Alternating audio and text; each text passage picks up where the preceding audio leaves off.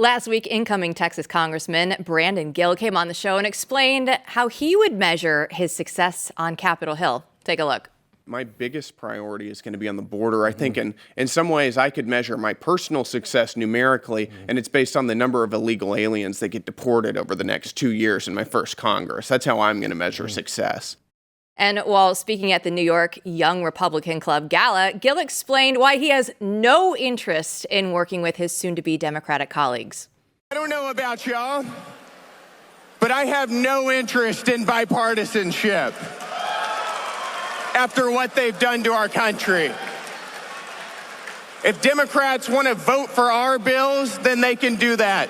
But there are bills because we have a mandate now. I am so energized, and here to break it all down for us is Kingsley Wilson. She runs the digital media and strategic communications for the Center for Renewing America. So Kingsley, thanks so much for joining the show. And I want to know, is this the kind of energy that we're going to see from the new MAGA representatives heading to D.C.?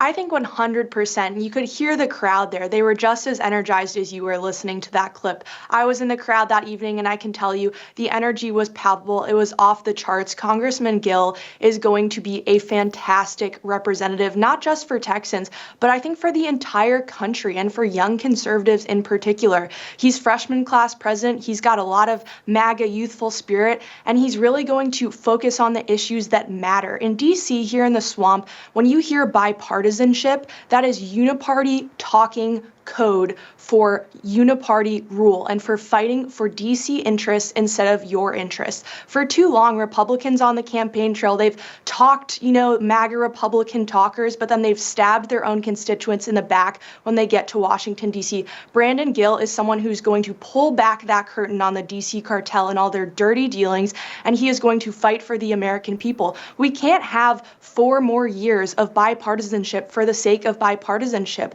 Congressman-elect Gill is absolutely correct. We have a mandate from the American people. On November 5th, we won the Electoral College and we won the popular vote. The American people are clamoring for the Trump agenda. And if we don't get that done, we would be subverting the will of the American people. So I hope to see all Republicans in Congress bring that same spirit that Congressman Gill did, just as he spoke to the New York Young Republicans there.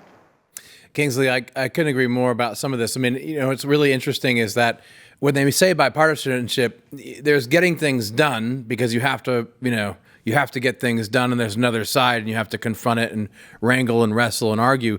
And then there's like the good feeling that establishment types seem to get from, kowtowing to the other side. And oh, good, I got a pat in the head from my enemies.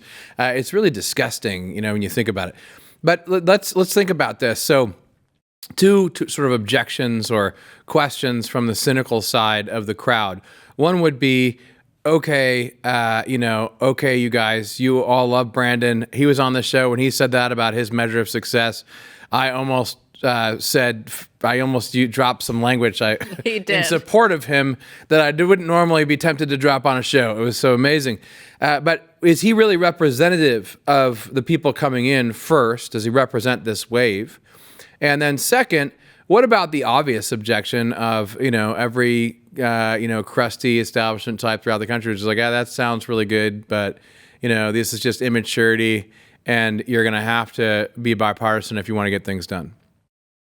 I've already, to your latter point there, I think we've already started to see this with President Trump's cabinet picks, right? We saw a little bit of hesitation from senators. They weren't sure about some of these folks. We heard, inexperience thrown around, which really just means that, they're not your typical Beltway elites, which the American people and the average voter, I think, finds rather refreshing. But to the senators and lobbyists here in D.C., that's cause for alarm. But I think, even they have come around and really started to rally behind these individuals that President Trump has selected because they're feeling the heat from their constituents. So I think if, senators and congressmen don't kind of adopt this mentality that Congressman Gill was really exemplifying there, they're going to get lit up by their constituents and their voters are going to be mad. Because if Trump has done anything for the Republican Party, I think he has taught them who is in charge, right? You don't work for the DC special interests. You don't work for lobbyists or big corporations like Boeing. You work for the American people. And that, at the end of the day, is what President Trump is fighting for, a working class party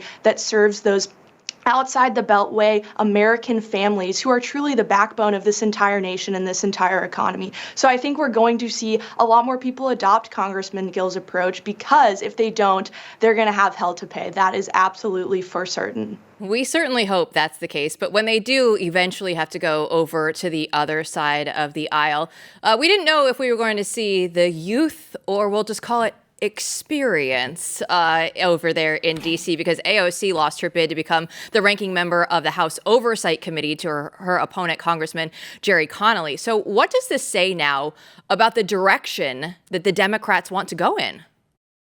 I think the Democrat Party is really kind of going to have an internal crisis that they're going to have to work out in these next few months, right? They were so out of touch with the average voter. They were, not going on the types of podcasts that President Trump was on the campaign trail, for instance.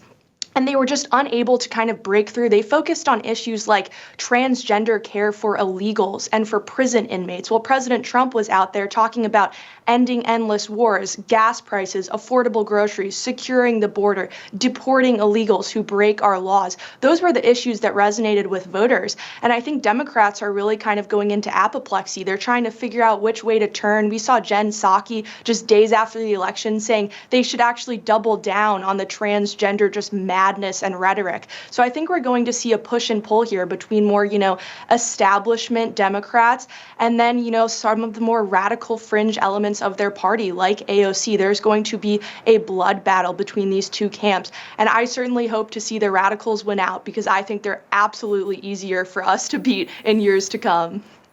So let's talk about Jasmine Crockett. The voters overall, chose Trump over Harris, obviously, for economic and immigration policies, many other reasons. But this woman out of Texas has a different explanation. Jill and I were talking about this yesterday. You've seen this, right? She claims that minorities voted for Donald Trump because of, quote, a slave mentality in an interview with Vanity Fair. At first, Trump was literally Hitler, right? We heard that every day for a long time, many years. And now he won because of the slave mentality. Help us make sense of this. I mean, I thought maybe some of this stuff would go away, but maybe it's coming back. I mean, what do you think? I think it's, hard to teach an old dog new tricks. We're going to see Democrats just continue to rely on this progressive worldview that they have pushed on the American public and tried to indoctrinate basically in every institution and facet of government, right? They control the mainstream media. They control different colleges and universities, and they've been pushing this so aggressively. But what we saw on November 5th was a wholesale rejection of all of this madness. I think your average person is so sick and tired of CRT and DEI. They want to go back to the American ideal of meritocracy, and they want people to be judged based on the content of their character instead of the color of their skin. And they want to uplift people and promote people who are actually talented and who are deserving of such jobs, right? Not just hiring someone because they're a woman or because they're gay. That's absolutely ridiculous. So it's offensive to see Democrats, I think, put people into these boxes and say that just because someone is, Hispanic or African American, they can't support President Trump. In fact, I think we saw a large coalition of minority Americans supporting President Trump. He did that fantastic rally in the Bronx where, Americans from all walks of life came out in support of him. He is a president who's truly going to be a uniter and is going to fight for all Americans, right? A rising tide lifts all boats. And I think the next 4 years of President Trump's successes are going to uplift and embolden all Americans and truly make their lives great again. So I'm excited to see that. This Jasmine Crockett stuff is just as noisy as when she's, screeching and howling in the Oversight Committee hearings. It's just noise, not signal. We don't need to pay any heed to it. Yeah, and Kingsley, when you were talking, it just made me think of how Trump and Vance would talk about the American dream and bringing it back. And it's just like, hey, common sense is going to be here to stay. Kingsley, thanks so much for joining us today.